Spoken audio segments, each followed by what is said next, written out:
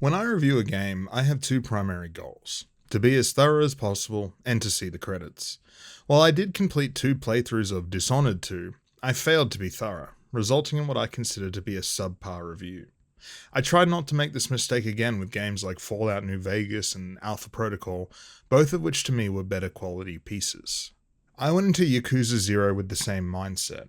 After 30 hours of what I considered to be a pretty thorough playthrough and seeing the credits roll, I was shown my completion percentage.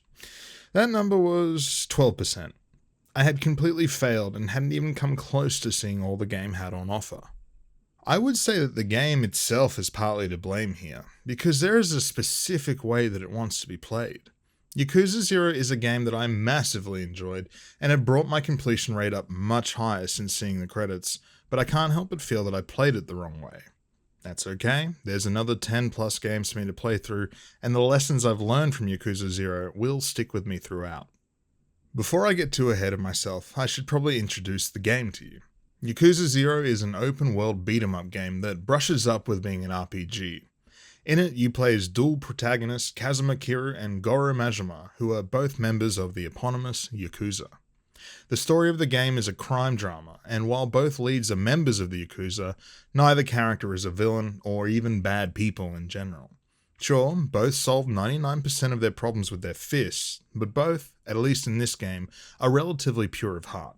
This is where it's important to mention that the series is only called Yakuza in the West, probably to add an air of danger and excitement to the cover art. In Japan, the series is called Ryu ga Gotoku, which means like a dragon. To me, this is a more appropriate title, as a major theme in the series is characters following their own moral code and standing up to others who would challenge it. I cannot stress enough that while crime is a central theme of these games, you are playing the role of a hero.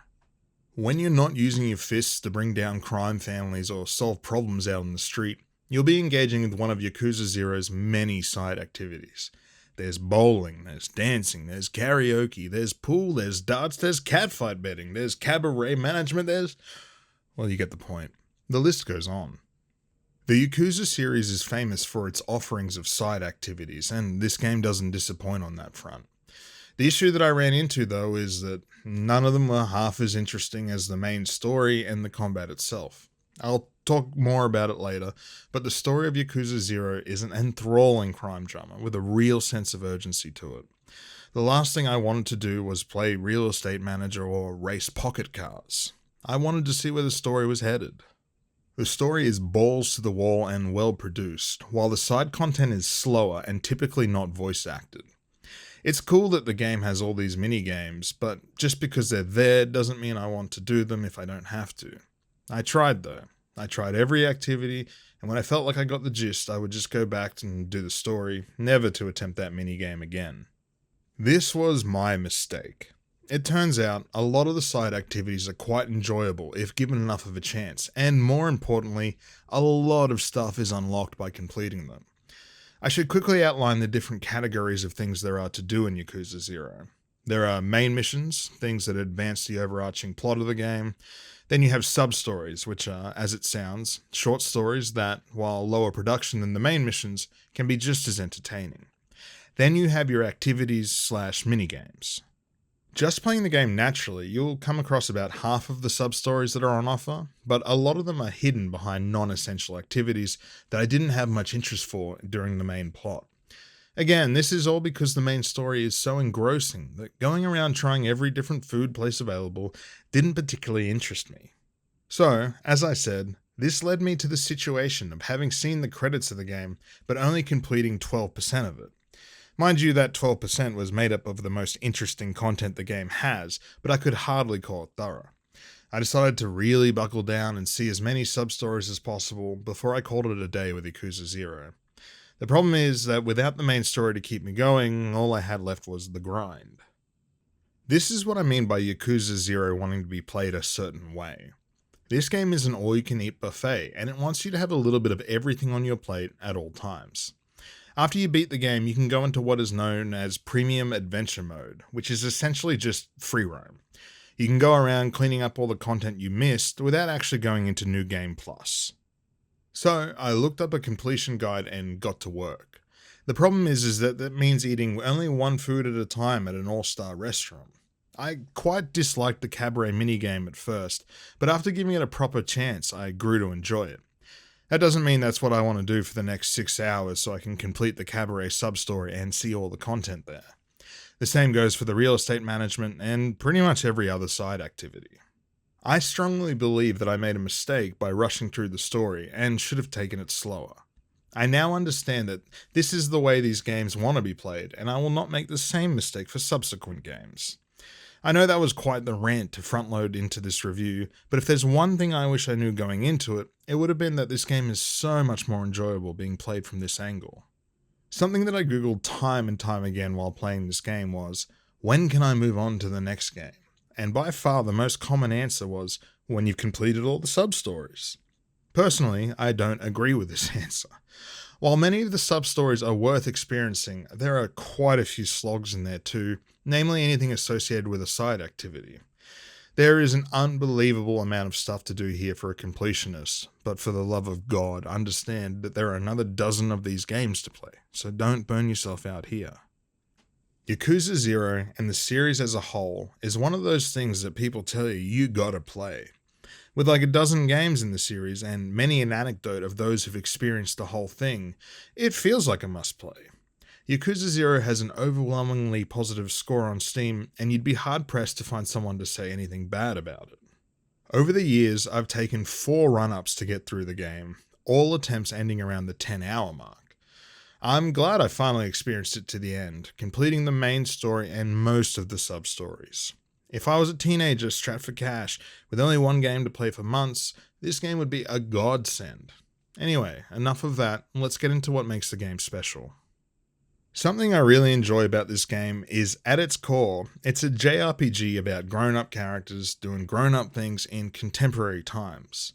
I just can't get into stories about teenagers going to high school and saving the world in their spare time. It's just not for me, so Yakuza 0 with its 20-something protagonists is a refreshing change. The game takes place primarily in 2 fictional neighborhoods, Kamurocho in Tokyo and Sontonbori in Osaka.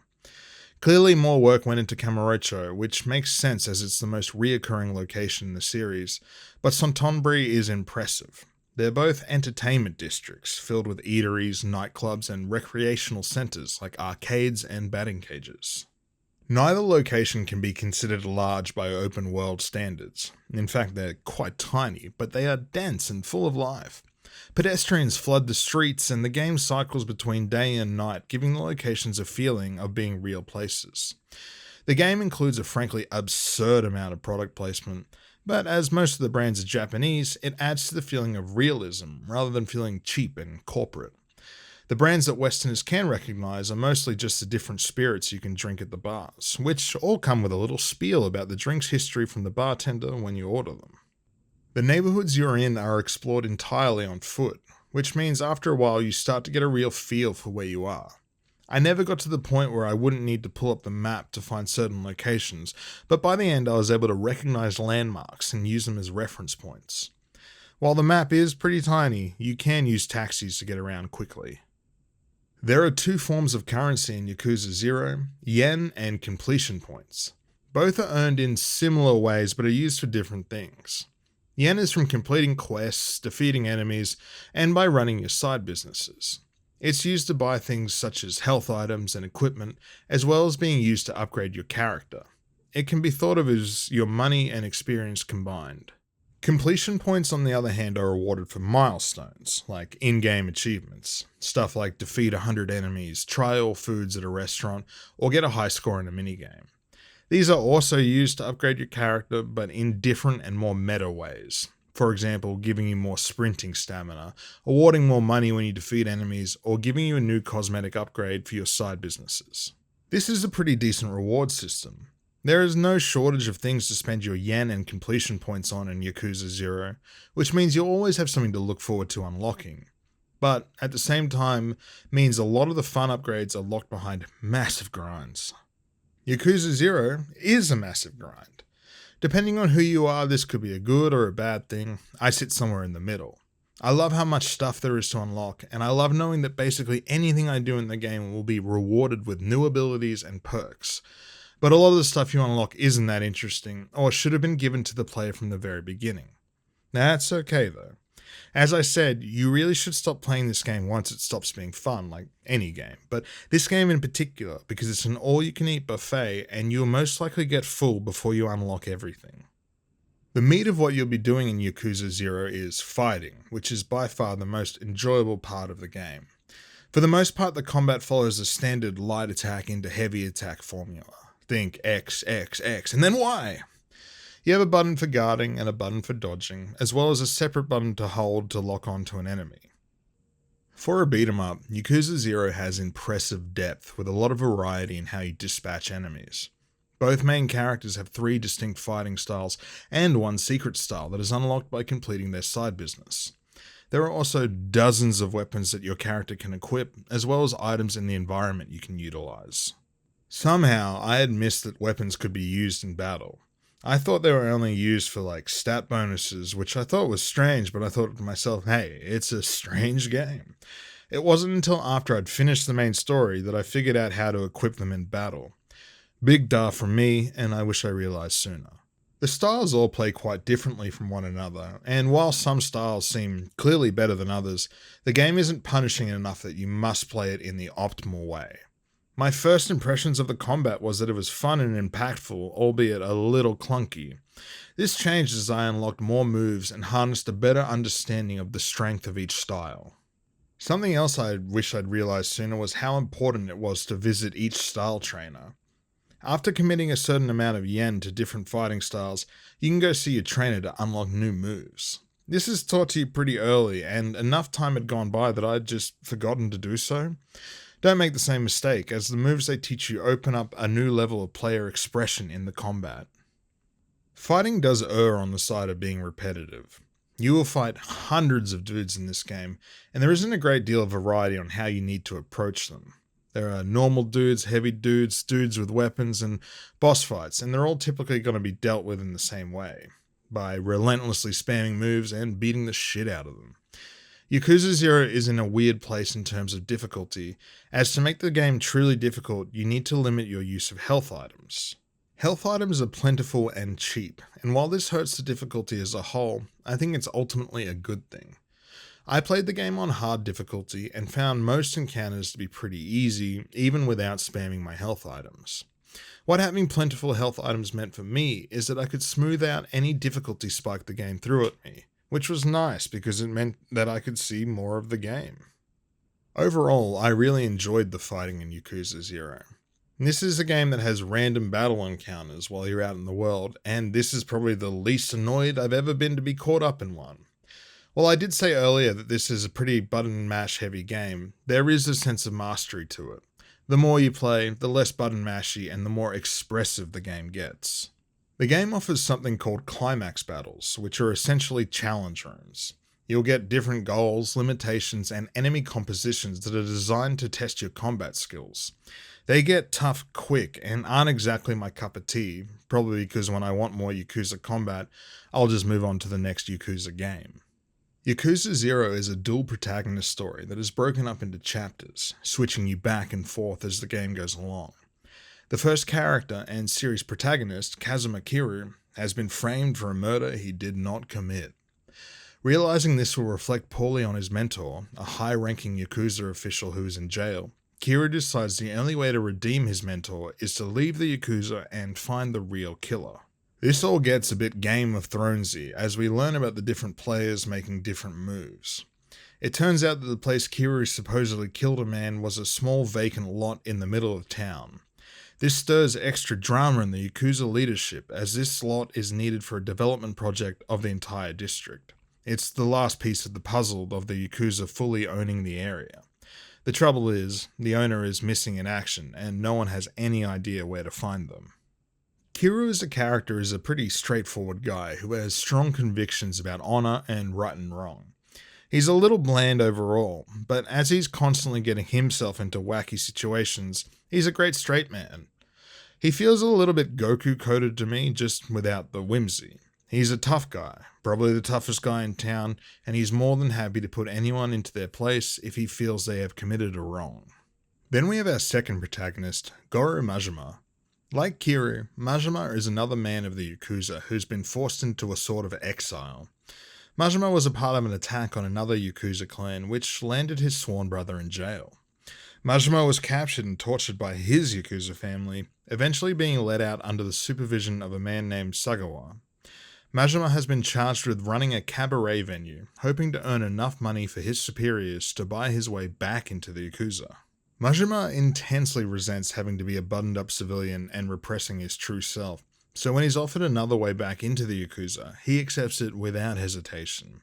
He's to execute a hit, though he's given no information on the target or why they've been chosen to be killed. My only complaint with the story is I didn't quite buy Majima's transformation at the end of the game. I can understand the reasoning behind it, but I think the game could have done more to sell it to me. This is beyond a nitpick though, but considering this game is a prequel designed to show you how the characters got to where they are in Yakuza 1, I think this could have been handled a little better. Regardless, both of the characters are well drawn and believable. These two threads culminate in an exciting crime drama that had me gripped until the end and then some. Luckily, the story continues in Yakuza Kiwami, which I'm excited to experience in the future. What is here, though, is engrossing, memorable, and stands on its own 2 feet as a contained story. When Yakuza is discussed online, you often hear people say that the sub-stories are the heart of the game, which I've found to be accurate. These are self-contained mini-stories that are the equivalent of side quests in another game. Contrasted to the hard-boiled crime story of the main quest, these are much lighter in tone, similar to that of a Saturday morning cartoon. They're humorous and wacky, often having a subversive punchline to them. There are around 100 of these, and most of them are pretty good. In terms of gameplay, they all kind of play out the same. Someone has a problem, you go somewhere, fight some dudes, and by the end are treated to some pretty delightful conclusions. They are all for the most part worth doing, especially if you plan to continue on in the series. As this is a prequel, a lot of the side stories smartly involve characters which will appear in and be important to future games. Despite what people on Reddit say though, you don't have to do all of them to feel like you've quote-unquote completed the game. They're all entertaining, but whether or not the juice is worth a squeeze is up to you. I did all the sub-stories except for the hostess ones, and while not a sub-story, I didn't complete the Real Estate Royale side business. Speaking of side businesses, both Kiryu and Majima have 2 super sub-stories that involve running their respective businesses. Kiryu is a real estate mogul, and Majima runs a cabaret club. Running Kiryu's real estate business is pretty straightforward with not much to it. You can buy properties with money you've earned and begin to generate a passive income with the rent. You then put that money back into the businesses to build a larger share with the goal to take over an area completely. There are 5 areas to take over, and they all have their own bosses, so to speak, to take down. Through completing sub-stories, more and more people will come to join your company, which translates to bonuses when you make collections and upgrade your properties. This all amounts to what is basically an idle game, where you send out for collections, upgrade your business, and repeat the process until a boss challenges you to fight for the area. When I was younger, I used to think buying the properties in GTA Vice City was the coolest thing in the world, and it felt like every open world should have something like this. As a side thing, it's okay, but it takes something a bit more involved to impress me these days. That's why, as of time of writing, I only took over 4 of the 5 areas in this mode. While I'm sure there's some cool story payoff for finishing the whole thing, I wasn't having any fun doing it. I'm still jumping onto the game every now and again to finish this off when I can be bothered, but I'm not going to force feed myself any more of it for the sake of completionism. Then we have Majima's Cabaret Club, which is marginally more exciting, but it has its own issues. This mode is something of a party-based RPG, except instead of heroes, you have hostesses, and instead of exploiting the weakness of monsters, you're exploiting the weaknesses of customers. Similar to Kiryu, you will get hostesses through completing side stories and spending your completion points. By running the club, the hostesses will level up and gain stat points, making them more effective. Once you've opened up your club for the night, customers will come in with certain needs, and it's up to you to choose the right girl for the right guest. Guests have different amounts of cash, so there are times when you have to make tough decisions on what hostess to use. While running the club, your hostesses will need your assistance over the course of the night. They will wave you down for help and give you one of several hand signals. Decipher the hand signal correctly, and the hostess will recover some HP as well as make a bonus sale. Make enough sales, and you'll be able to send the club into a party frenzy, further increasing your profits. This side business is a bit more involved than Kiri's real estate, but I still wouldn't call it compelling stuff. To make matters worse, there are 8 premium hostesses that you'll be able to train through special dialogues with them. You do roleplay with them and play what I imagine a dating sim is like. These are by far the worst sub-stories in the game, and no matter how much I want the achievement for completing all the sub-stories, I cannot and will not load up this game again just to grind hostess sub-stories. Sorry, will not do it. The Yakuza series is famous for its minigames, and Yakuza 0 did not disappoint. Do I really want to play virtual pool in a game that, to me, is about crime drama and wacky side quests? No, not really, but I suppose the option is nice. As I said, there are around a dozen or so minigames to be played, and I spent varying amounts of time with all of them. My favourites would probably be karaoke, dancing, and outrun. Both karaoke and dancing are rhythm games. They're easy to get a grip of and are satisfying to play. Outrun is an old Sega arcade game, and it's just some simple fun. There are way more minigames than I mentioned, but I just don't find any of them that interesting. This goes hand in hand with my general feeling that Yakuza 0 would probably be a great desert island game. There is just so much to do and so much variety, but life is too short to play virtual darts when I'm not on a desert island. The minigames are certainly a feature, but to me, not what the game does best. As a package, I think Yakuza 0 presents pretty well. Despite being 10 years old at this point, everything still looks great. The city is vibrant and alive, the streets are packed with NPCs, even though occasionally you see 2 of the exact same model walking side by side. The game has a lot of style, striking a balance between realism and stylization that I think works for it. The combat is elevated by certain effects, like yen coming out of enemies when you strike them, or your character beginning to glow with coloured effects as your heat bar builds up. There are loads of interiors you'll visit which all look pretty good. The main story cutscenes are well done and particularly impressive. They are always well shot and enjoyable to watch. Honourable mention to the game's soundtrack, which contains some absolute earworms. As sub-stories are not voiced, the music does a lot of heavy lifting for setting the tone of these scenes. Oh? Yeah. Eventually you start to decipher the meaning behind each track. This one is for mischief, this one's for ominous threats, this one is for the heartwarming conclusion, etc.